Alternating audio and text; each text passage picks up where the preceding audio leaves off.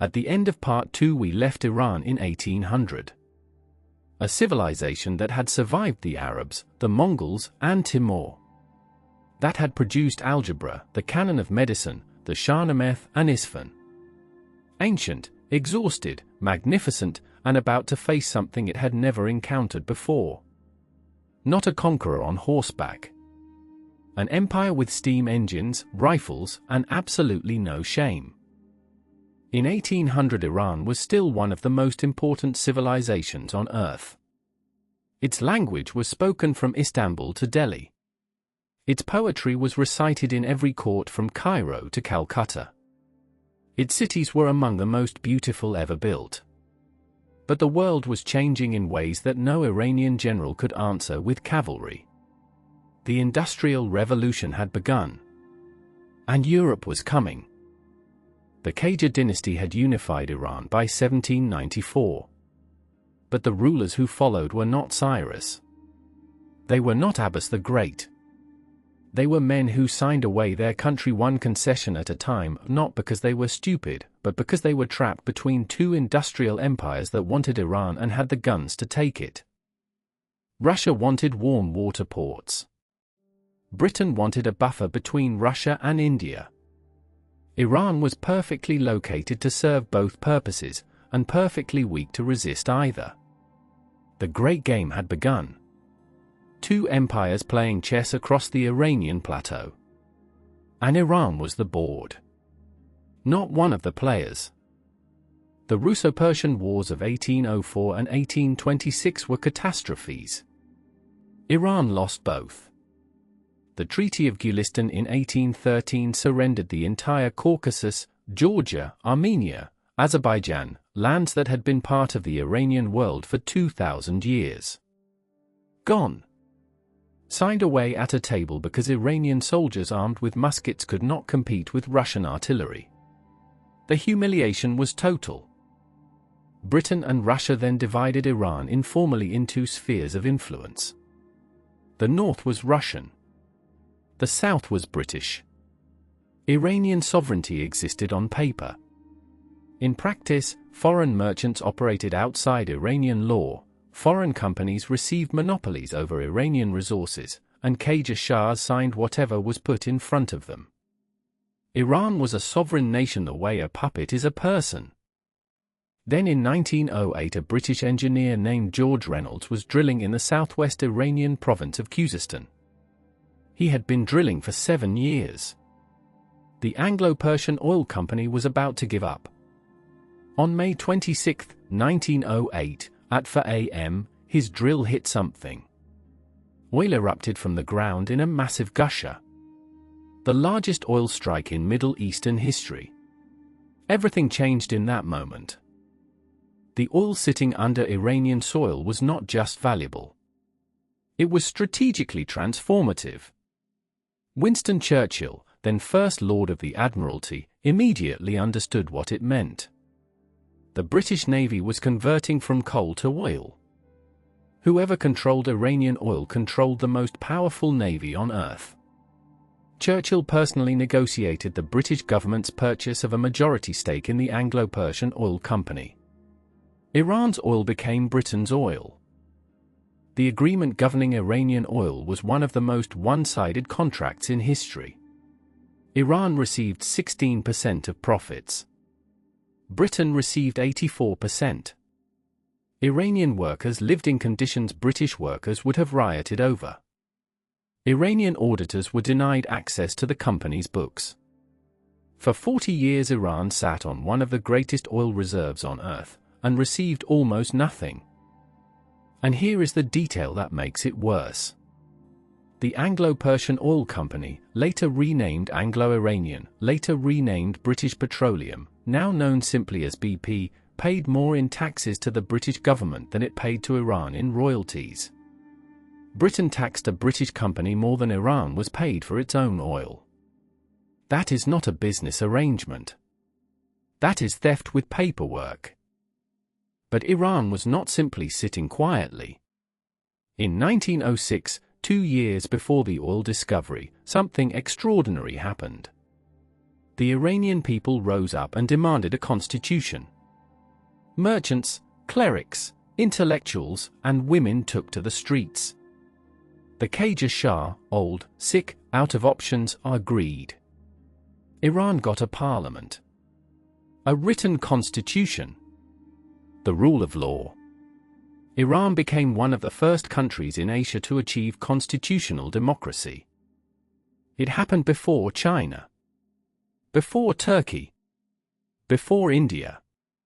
Iran, ancient, invaded, exhausted Iran, was at the forefront of democratic revolution in Asia. The constitutional revolution of 1906 was a genuine popular uprising. Ordinary Iranians demanding the right to govern themselves. They had earned that right 1,000 times over. What happened next was one of the great betrayals in modern history. Britain and Russia moved immediately to undermine the new parliament. The 1907 Anglo-Russian Convention divided Iran into zones of influence, without asking Iran. Russia sent troops into the north. Britain pressured the south. The new Qajar Shah Mohammad Ali, backed by Russian Cossack forces, literally bombarded the Iranian parliament building in 1908. The constitutional revolution was crushed. Democracy in Iran lasted exactly 2 years. World War I brought more humiliation. Iran declared neutrality. Nobody cared. British, Russian, and Ottoman forces all moved through Iranian territory anyway. Fighting battles on Iranian soil. Destroying Iranian infrastructure. Requisitioning Iranian food and supplies. A famine followed that killed between 2 and 3 million Iranians. Iran lost 1/4 of its population in a war it had nothing to do with. Neutrality means nothing when you are weak. World War II was worse. Britain and the Soviet Union jointly invaded Iran in 1941. The stated reason, prevent Iran supplying Germany. The real reason, secure the oil and supply routes. The Iranian army was defeated in 3 days. The Shah was forced to abdicate. His son Mohammad Reza, 21 years old, was placed on the throne by foreign armies. After World War II, the occupying forces left, but the anger remained. Iran had been occupied, humiliated, and robbed for over a century. Its oil was still flowing to Britain at 16%. Its democracy had been crushed by foreign powers twice. Its people were poor in one of the richest countries on earth. Into this moment stepped one man, the most consequential Iranian politician of the 20th century. Mohammad Mosaddegh. Mosaddegh was 70 years old when he became prime minister in 1951. He was frail, emotional, famously conducted meetings from his bed in pajamas. Foreign diplomats found him bewildering. They also found him completely immovable. He had one goal and pursued it with single-minded focus. He was going to nationalize Iranian oil. And he was going to win. On March 15, 1951, the Iranian parliament voted unanimously to nationalize the Anglo-Iranian Oil Company. Iran's oil, Iranian oil, now belonged to Iran. The reaction in Britain was volcanic. Winston Churchill called it theft. The British government imposed an economic blockade. The Royal Navy deployed warships to the Persian Gulf. Every country was warned not to buy Iranian oil. Britain was determined to strangle Iran's economy until Mosaddegh collapsed. Mosaddegh did not collapse. He went to the United Nations and made the case for Iranian sovereignty so powerfully that he was named Time magazine's Person of the Year for 1951. He traveled to Washington and made the same case to President Truman. Truman was sympathetic. He thought Britain was being unreasonable. He refused to help overthrow Mosaddegh. Then Truman left office. Eisenhower arrived. And the CIA got to work. Operation Ajax. That was the code name. The CIA and British intelligence, MI6, planned and executed a coup against the democratically elected government of Iran. They paid Iranian newspaper editors to run anti-Mosaddegh stories. They paid street gangs to cause riots. They bribed military officers. They organized pro-Shah demonstrations. On August 19, 1953, Mosaddegh was arrested. The Shah returned from exile. Iranian democracy died for the second time. The United States government officially admitted its role in the 1953 coup in 2013. 60 years later, the CIA published declassified documents confirming it had planned and executed the overthrow of Iran's elected government. Britain has still not formally apologized. The Iranians have not forgotten. When people ask why Iranians distrust America and Britain, 1953 is the answer. You do not forget when someone murders your democracy. Mohammad Reza Shah returned to his throne on the backs of foreign tanks and CIA money. He knew it. The Iranian people knew it. He spent the next 26 years trying to build a legitimacy he had never earned. He modernized Iran, roads, universities, land reform, women's rights. He also built CIVILISATION, one of the most feared secret police forces in the world. Modernization and terror. Side by side. CIVILISATION, the National Intelligence and Security Organization, was trained by the CIA and Mossad. It tortured dissidents, disappeared activists, monitored every university, every mosque, every neighborhood. Estimates of the number of political prisoners under the Shah range from 25,000 to 100,000. Iran was modernizing at extraordinary speed. It was also a police state. Both things were true simultaneously. The contradiction was explosive. The Shah's modernization, the White Revolution, was genuinely transformative. Women were given the right to vote. Land was redistributed to peasants. Literacy soared. By the 1970s, Iran had one of the fastest growing economies in the world. But he was completely disconnected from the 60% of Iranians who were still desperately poor. That contradiction was about to explode. By 1978, the pressure was unbearable. Religious conservatives hated the westernization. The left hated the CIVILISATION and the inequality. The middle class wanted democracy. The poor wanted food and dignity. Every group had a different reason to hate the Shah, and one man capable of uniting all of them.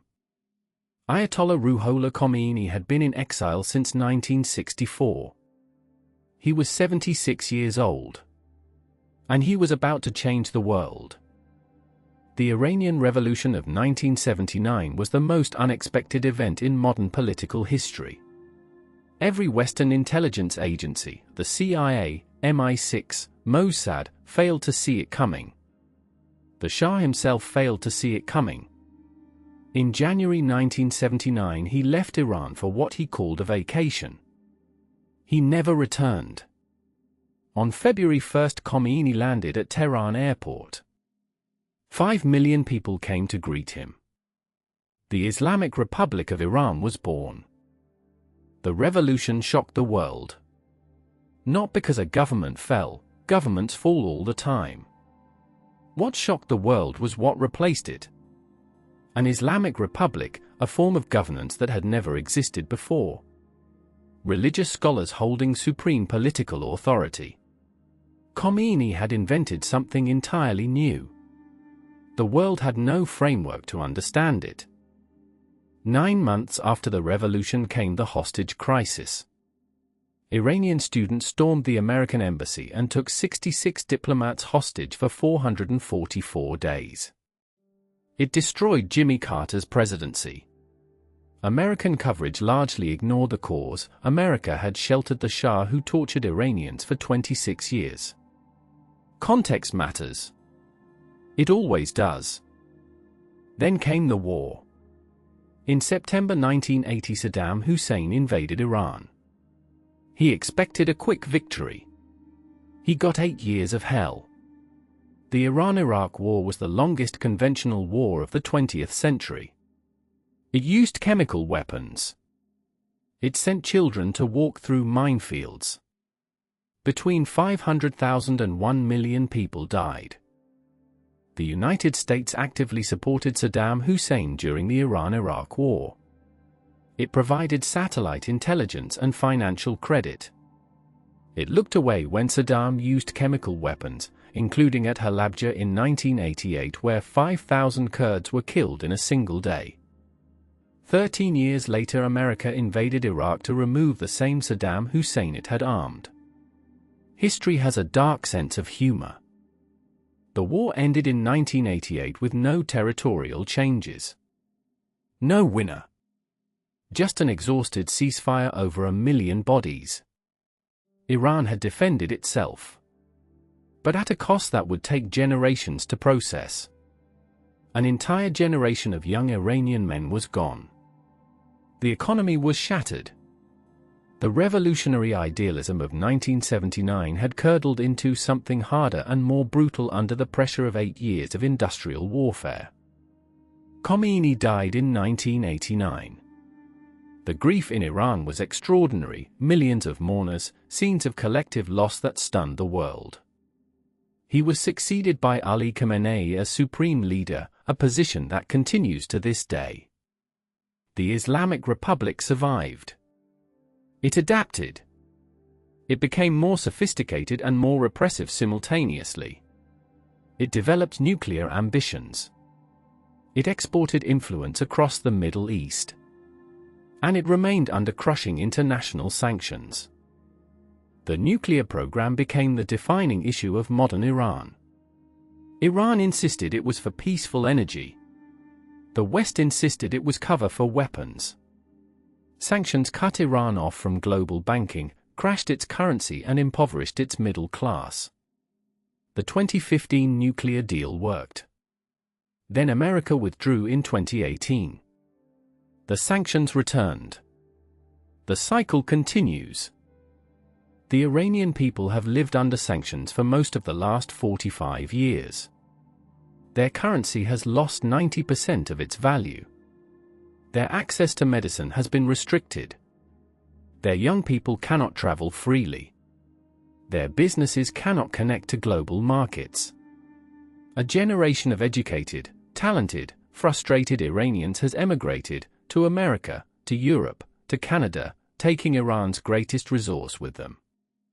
Its human capital. Its future. Inside Iran, the tension between the Islamic Republic and its own population has never been higher. The Green Movement of 2009. The protests of 2019. The Woman Life Freedom Uprising of 2022, sparked when a young Kurdish Iranian woman named Mahsa Amini died in the custody of the morality police.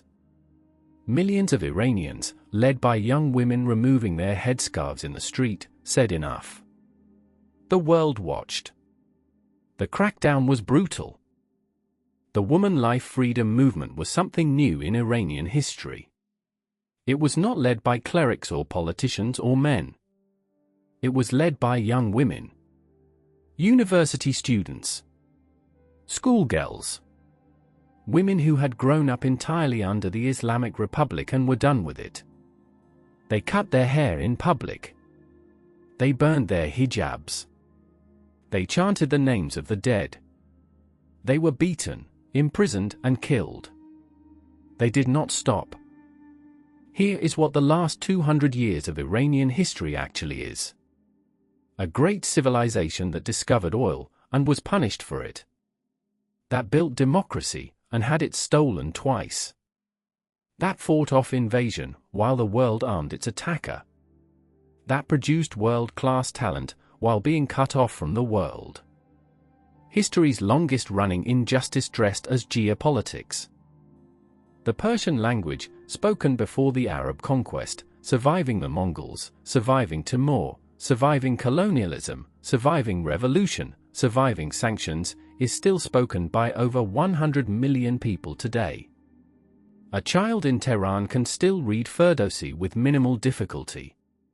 A language that has survived everything thrown at it for 3,000 years. The poets were right to fight for it. It was always worth fighting for.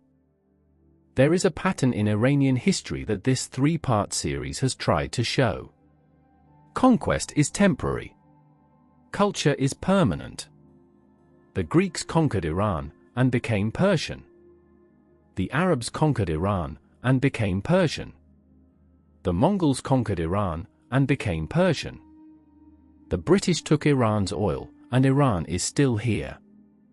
America overthrew Iran's democracy, and Iran is still here. You cannot kill a civilization that lives in its language. In the British Museum sits the Cyrus cylinder.